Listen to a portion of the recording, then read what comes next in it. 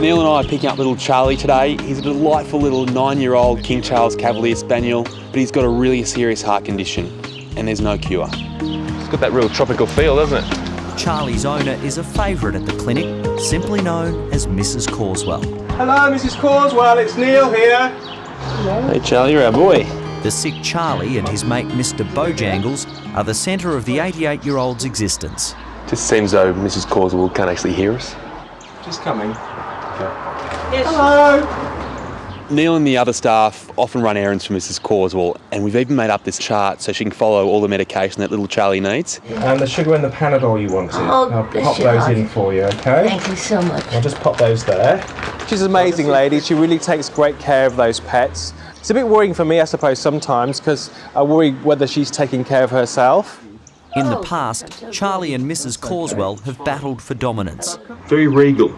Oh yes, you know, he's very bossy little bastard, you know, to start off with. But the older he got and the more he needed affection, and realised that he did depend on me. Yeah. Now, Mrs. Carswell is as eccentric as they come, but an absolute joy to be around. You never quite know what you're going to get with her. I think he's existing on a will to live. Charlie has a leaking heart valve which can't be fixed. It's now just a matter of time. Okay. Come on, Charles. All right, that's it. Each week we take Charlie to the clinic to drain all that fluid from his abdomen. It's just to try and relieve the pressure on his circulation because his heart is already struggling so much. He's so special, and obviously so is Mrs. Carswell.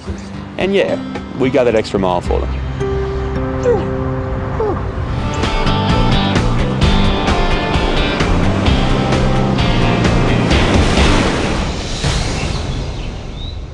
We've got little aliens swimming in water, but they are actually intestinal loops. Each of those lines there is 1 centimetre, so we've got 1, 2, 3 centimetres of fluid.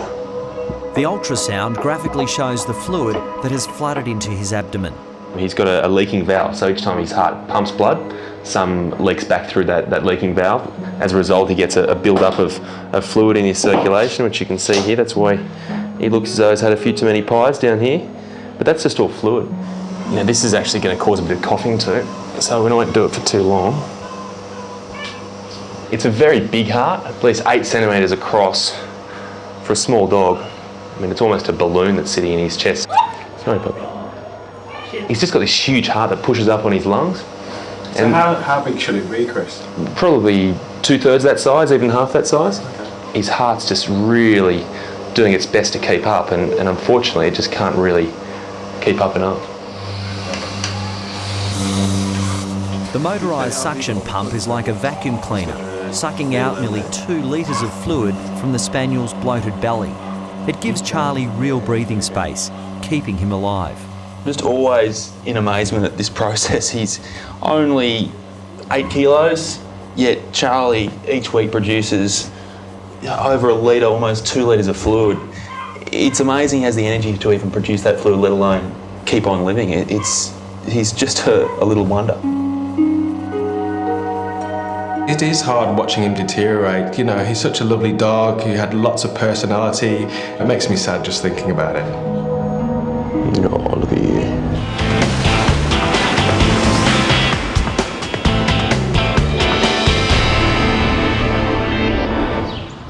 After Charlie's sleepover at the clinic, Chris is escorting the King Charles Spaniel home to reunite with Mrs. Carswell and Mr. Bojangles. Hey Charlie boy, look who's here. Oh, look at my little Charlie. It turns out the octogenarian has plans to never forget her little spaniel, just like her last dog, Mickey. Mickey's in there, and I say hello to Mickey in the morning, you know. He's never replied, never. Remember this vividly, the man walking up those steps with this dog in his arms. And it was your Mickey. My Mickey. And it was so nice to get him back even like this. Yeah. Apparently he was stuffed by one of the museum taxidermists, so he's got this sort of rather aggressive, wild tone. But the taxidermist didn't realise he's a family pet, not a wild animal. He's struggling a bit of hair. Oh, he collects the dust, obviously. I think he'd survive a vacuum cleaner job. Would you do the same thing with Charlie? Absolutely, because they're like people to me. I mean, you don't do that to people either. Hardly. Fancy having a house full of sort of corpses. Wouldn't that be something? Oh dear. But you're gonna stick around, be my buddy, aren't you, darling? My little doggy.